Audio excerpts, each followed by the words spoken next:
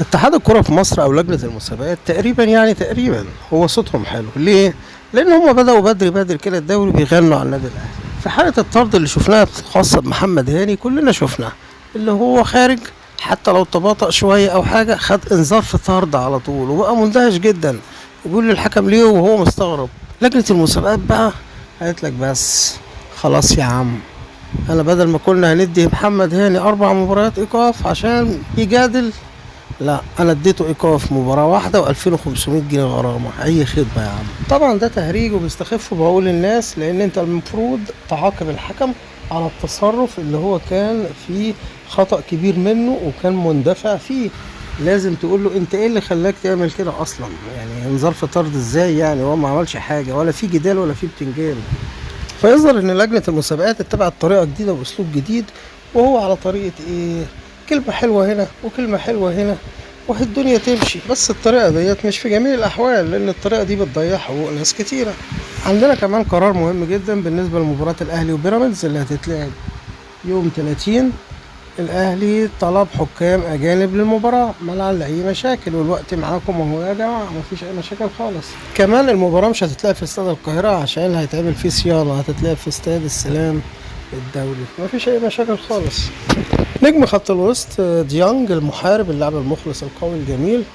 ديانج جايله عقد قوي جدا من نادي نانت الفرنسي ب1.5 مليون يورو، ولكن النادي الاهلي رفض وقال لك ان هو محتاج خدمات اللاعب، ولو جه عقد اقوى من كده ممكن ساعتها يوافق، لكن العقد برضه مش هو اللي يرتقي لمستوى اللاعب. بصراحة اللاعب يستاهل احسن من كده طبعا. انا مندهش جدا لما واحد زي رضا عبد العال، المفروض كان لاعب كورة وكان لاعب مهاري كمان، يتكلم ويقول لك ان زيزو مش حريف وزيزو كمان مش هيفيد الاهلي. ازاي يا كابتن يا ابو الكباتن مش هيفيد الاهلي؟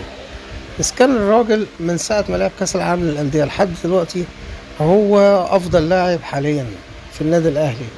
طبعا مع عودة النجم الكبير رقم 1 في مصر امام عاشور، اللي انت برضه مستلمه شوية انتقادات. طبعا هي الفكرة في رضا عبد العال اللي هو بيقول تصريحات غريبة ويثير الجدل للناس عشان يبقى في شو اعلامي حواليه، وده طبعا طريقة غلط ودعاية رخيصة بيستخدمها.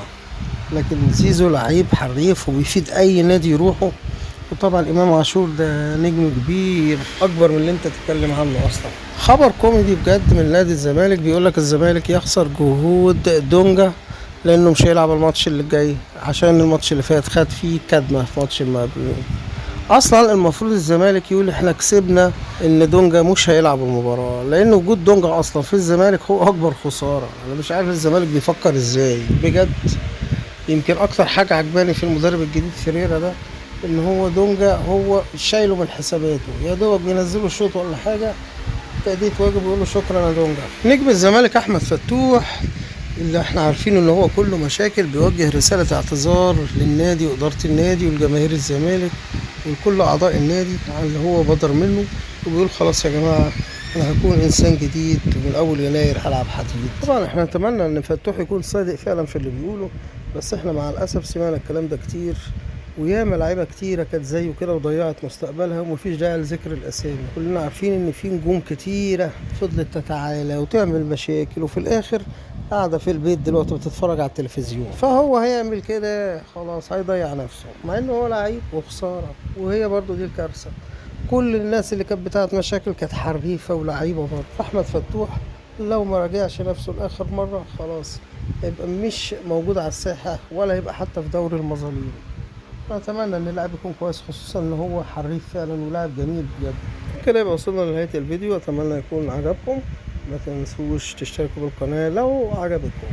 كان معكم هاني محمد من قناه صوت الملعب، شكرا لكم والسلام عليكم ورحمه الله.